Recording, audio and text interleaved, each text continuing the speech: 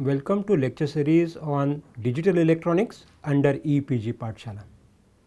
This module is dedicated to understand some advanced design concepts. So far we have discussed several combinational circuits as well as sequential circuits. We have seen how Boolean algebra can be applied in designing several applications. Now it is the turn to understand a specialized topic which is related with control unit design. Let us first try to understand the importance of control unit in the overall digital system course. When we talk about a microprocessor, basically there are two separate sections. One is a processing unit and the second one is a control unit. Whenever we talk about control unit, the role of control unit is to control, coordinate, communicate and synchronize variety of operations which are related with the microprocessor. The same concept can be used for any control applications in the industry. Now, whenever we talk about the control unit design, we think about implementing certain control strategies with the help of either hardware or hardware plus software logic. Now, when we talk about the control unit design, there are two aspects which are normally preferred. The first aspect is related with hardware approach and the second one is a microprogrammed approach. In a hardwired approach, we think about designing the control strategy with the help of one flip-flop per state method. Whereas, there is a second method that is adopted under hardwired approach, that is the sequence register decoder method. The second method or the approach that we prefer is a microprogrammed approach. The hardwired approach has several disadvantages. To overcome them, we prefer a microprogrammed approach. A microprogram is written either in PLA or PAL and then it could be executed. So, we prefer a programmable array logic and a ROM based approach. So, these two are having certain advantages. Smaller modifications in the control strategy requires modification in certain programs and that could be easily implemented using the microprogrammed approach. Now, in this module we will focus it on all these four different methods of designing the control unit. Let us explore the world of control unit design. Let us get familiar with the learning objectives. Let us begin with understanding the role of control unit. Second, to get familiar with different types of control unit. The features of hardwired control unit will be determined next, and finally, the architecture of microprogrammed control unit will be explored. The CPU can be viewed as integration of two parts, data path and a control unit. The typical organization of modern von Neumann processor is illustrated here. Note that the CPU is connected to input devices, output devices and memory. The CPU reads information sent by input devices. It further processes the information based on the instruction obtained from the memory and sends the information back to output devices. It is important to note that the arrow just indicates the direction of data flow.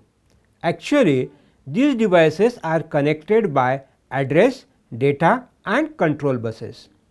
It is worthwhile to further discuss the CPU in details. The processor or CPU is an active part of computer which does all the work of data manipulation and decision making.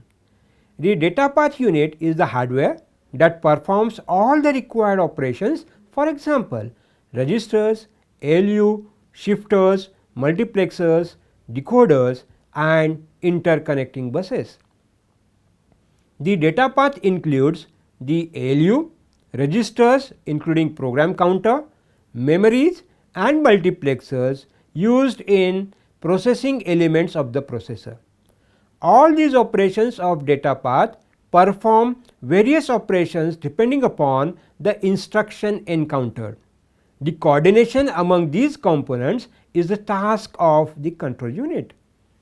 Some components of data path may feed certain signals back as a status signals to the control unit, using which some conditional instructions might be executed. design of data path is related with processor organization. A good data path is the one through which data signal takes minimum end-to-end path for execution, giving highest possible speed. The control unit is the hardware that tells the data path unit what to do in terms of activating or enabling the internal section, selecting the desired operation, movement of data between various parts, etc. It basically includes basic combinational and sequential circuits to perform following different functions: timing, control, coordinate, communicate and synchronize. Control unit performs the major functionality in the processor and is perhaps the most complex part of any processor. The control unit is also referred to as a decode unit since it decodes the instruction. The instruction fetched from the memory and stored in the instruction register is fed to the control unit and appropriate control signals are generated by it to execute that instruction. These control signals are fed to various parts of data path as their control signals. For example, ALU needs the ALU function code, multiplexer requires select lines, etc. The control unit, which is almost biggest part of processor, has to be designed carefully to get best performance. The ALU is called the heart of the processor and the control unit is viewed as the brain of the processor, that is, a brain within the brain. The control unit performs following tasks: generates timing signal for operations, controls the flow of data through the data path unit, coordinates the activities of other units within it and synchronizes the operation of internal blocks. In addition to the basic functions, the control unit performs three major tasks in context with instruction processing. These are fetch, decode and execute. The control unit generates these signals for proper operation of fetch unit, decode unit and execute unit. For the basic processor, these operations are performed sequentially, that is, first fetch the instruction with the help of fetch unit and keep it in the instruction register. Second, decode unit is instructed to decode the instruction stored in the instruction register. And third, next it begins with execution of the instruction with the help of execution unit. In many advanced processors, these tasks can be performed concurrently with the help of pipelined or parallel processing units. Let us take an overview of functions of control unit in a processor. First, it directs entire computer to execute a stored program instructions. It also communicates with both ALU and memory. Further, control unit instructs ALU that which arithmetic or logical operations is to be performed. It also coordinates the activities of all blocks of computer. In traditional control unit designs, the control sequence needs to be identified. Once a control sequence has been identified, the sequential circuit for implementation of control unit must be designed. As the control unit is a sequential circuit, it can be designed by following traditional sequential circuit design procedures. There are several disadvantages of traditional sequential circuit design procedures for control unit. In many cases, due to large number of states, this method is impractical. Second, traditional design methods based on state table and excitation tables are difficult to manage and complicated. Third, control circuits based on this method require large number of flip-flops and gates, indicating use of only SSIs. Fourth, the number of connections based on SSI circuit are more, hence this method is inefficient for design implementations. Fifth, If the number of circuits are reduced, then design becomes irregular and difficult to analyze later. Last, troubleshooting is also difficult. Looking at the disadvantages of traditional design, a new approach based on combination of sequential logic design and register transform method is preferred. This leads to two types of control units: hardwired control unit and microprogrammed control unit. The name hardwired control unit originates from the fact that the basic control signal generator of the control unit is hardwired. It means that control signals required for the instruction execution are generated by a specially designed hardware logic circuits. Usually SSI and MSI circuits are used for implementation. Various circuits are formed and interconnected by wires to generate a control circuit. There are two approaches for implementation of hardwired control unit. First, one flip-flop per state method, and second, sequence register decoder method. Once the connections of these logic circuits are made, then we cannot modify the logic design. If any modification or changes are required, then the circuit must be rewired to fulfill the requirements. Let us now discuss the one flip-flop per state method. For the implementation of control logic, this method utilizes one flip-flop per state method. In this technique, only one flip-flop is set at a time and other flip-flops are reset. A single bit is made to propagate from one flip-flop to another under the control of the decision logic. In such an array, each flip-flop represents a state and is activated only when the control bit is transferred to it. In this method, for 4 states there is a need of 4 flip-flops, and for 16 states there is a need of 16 flip-flops. This indicates this method requires large number of flip-flops. If we consider traditional sequential circuit, it requires 2 flip-flops to generate 4 states and 4 flip-flops for 16 possible states. This indicates this hardware logic requires maximum number of flip-flops. This definitely increases the cost of implementation. The main advantage of this method is its simplicity in design. This type of control logic can be designed by inspection of state diagram, which describes the control sequence.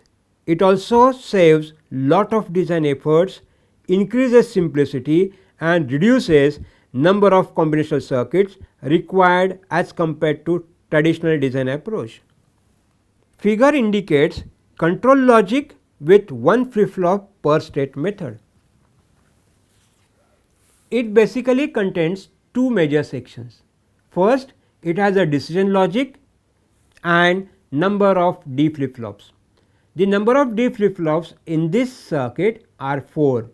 All these D flip-flops receives the data input from the decision logic. These flip-flops generates the output in the form of a state Ti, where I varies from 0, 1, 2 and 3 in this case. These outputs are also fed back to the decision logic, indicating the present state of the system. The decision logic accepts external input conditions if any and also produces signals for other control outputs. At any given instant of time, only one flip-flop is equal to 1 and all other flip-flops are equal to 0. The transition from present state and the next state is a function of present Ti, that is a 1, and certain external input conditions. The next state is generated when the previous flip-flops are cleared and a new one is set. Each of the flip-flop outputs are connected to the data processing unit to initiate the micro operation. If there is no need of external inputs, then the circuit reduces to a straightforward shift register with a single bit shifted from one position to the next. If the control sequence is repeated again and again, then the control sequencer is reduced to a simple ring counter. A ring counter is a type of shift register with the output of the last flip flop connected to the input of the first flip flop. In a ring counter, the single bit is shifted continuously from one position to the next position in a circular manner. This is why one flip flop per state method is also known as ring counter controller. Let us now talk about sequence register decoder method for hardwired controller. This method of implementation utilizes a register to sequence the control states. The register is decoded to provide one output for each state. For a sequence register with n flip flops, the circuit will have 2 raised to n states. The decoder accepts n input and generates 2 raised to n outputs. Let us consider a sequence register with 4 flip flops, indicating there are 16 states. The decoder with a capacity 4 by 16 will be used to generate 16 outputs corresponding to 16 different states with one output per state. This method of implementation uses MSI circuit for both sequence register and decoder. Figure indicates the implementation of 4-state control unit designed using sequence register and decoder technique. There are 3 major blocks in this system. These are decision logic, sequence register and decoder. The decision logic has 2 inputs, namely external input conditions and present state inputs to generate the inputs to sequence register and other control outputs. The output of the decoder is used as the present state for decision logic. The sequence register has 2 flip flops and decoder will decode the outputs of these flip flops. Decoder accepts 2 inputs and generates 4 different outputs for each state in the register. The next state in the sequence register is a function of present state and the external input conditions. As the outputs of the decoder are available, it is convenient to use them as present state variables rather than use of direct flip flop outputs. The other control output is also the function of present state and external input condition. This other control output may initiate micro operations in addition to the decoder outputs. In many cases, the external inputs are not required. Then the sequence register reduces to a counter that continuously sequences through 4 states. This is why such method is also referred to as counter decoder method or a ring counter method. Let us discuss microprogrammed control unit. The basic difference between these unit structures and the structures built using hardwired control unit is the presence of the control store, that is microprogram memory. This memory is used for storing the words containing the encoded control signals necessary for instruction execution. In microprogram control unit, subsequent instruction words are fetched into the instruction register by usual technique. However, the operation code of each instruction, if not directly decoded, but contains the initial address of microprogram contained in the control memory. The instruction opcode from the instruction register is sent to the control store address register. Based on this address, the first micro instruction of microprogram that interprets execution of this instruction is read to the micro instruction register. The micro instruction contains its operation part encoded control signals, usually as several bit fields. The fields are decoded in a set of micro instructions fields decoder. Besides the encode control signal fields, the micro instruction contains the address of next micro instruction of the given instruction microprogram and a control field used to control the activities of micro instruction address generator. The last mentioned field determines the addressing mode or the operation to be applied to the address embedded in the current micro instruction. The last micro instruction in the microprogram of a given instruction is the micro instruction that fetches the next instruction from the main memory to the instruction register. There are two approaches for the implementation, namely PLA control, that is programmable logical array control, and ROM based, that is microprogram control logic based on read only memory. The PLA or ROM based approach uses an LSI circuit such as PLA or ROM. Any modifications or changes can easily be implemented without changing the wiring. This is the main advantage of these techniques. Let us begin with PLA based method. A programmable logic array PLA is a kind of programmable logic device used for implementation of complex combinational circuits. PLA has set of programmable AND gate planes which links to a set of programmable OR gate planes. As compared to PAL, PLA has both AND and OR planes programmable. The PLA control is basically similar to sequence register and decoder method, except that only all combinational circuits are implemented with PLA, including decoder and decision logic. By using PLA for combinational circuits, it is possible to reduce the number of ICs and number of interconnecting wires. Figure indicates the architecture of PLA based control unit. It consists of only two segments, the first sequence register and second PLA device. The sequence register sets the present state of the control unit. The PLA has external input conditions as well. The PLA outputs are dependent on present state of the sequence register and external input conditions. The PLA outputs decides which micro operation should be initiated. The PLA outputs are also fed back to the sequence register to decide the next state.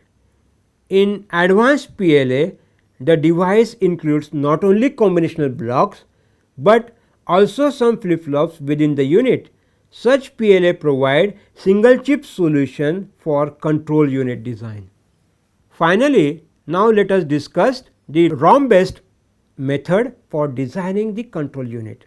The main function of control unit is to initiate series of sequential steps of micro operations. At any given time, the certain operations can be initiated and all other remain idle. The control variable at any instant of time can be represented by a strings of ones and zeros, which is referred to as control word.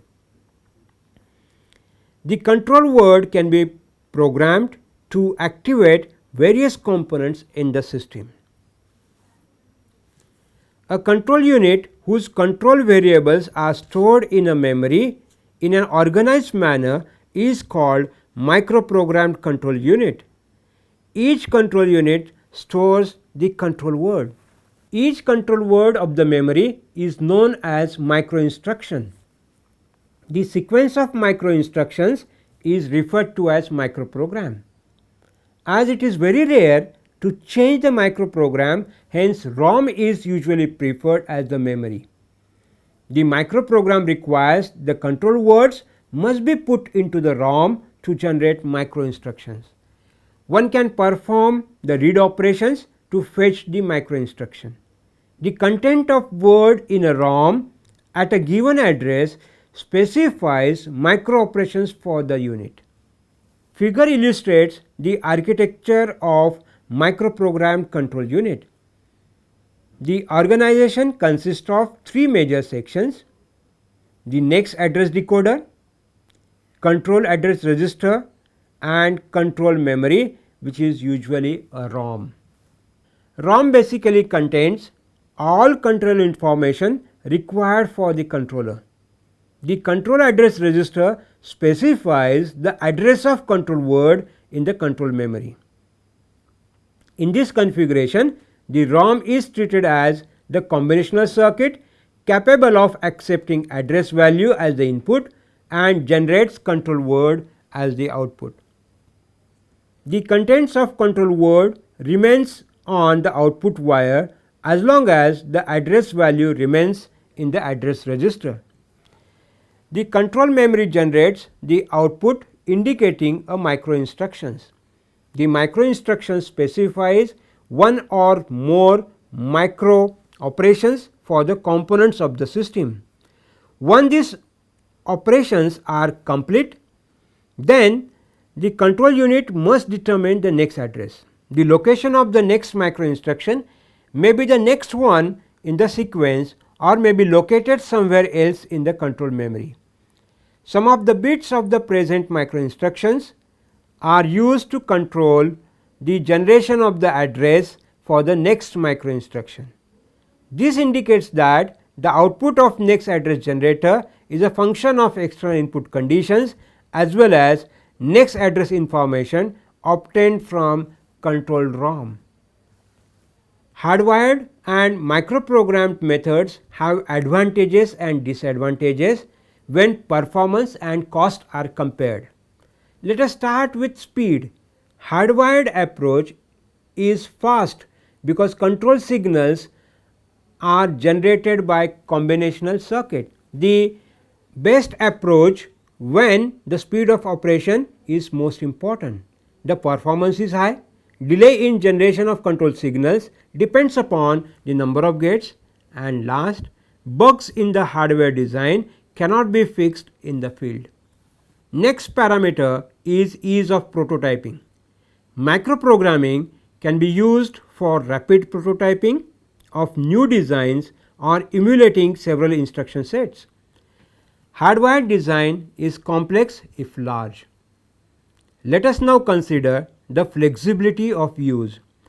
Microprogramming provides considerable flexibility in implementing instruction sets and facilitates adding new instructions to existing machines.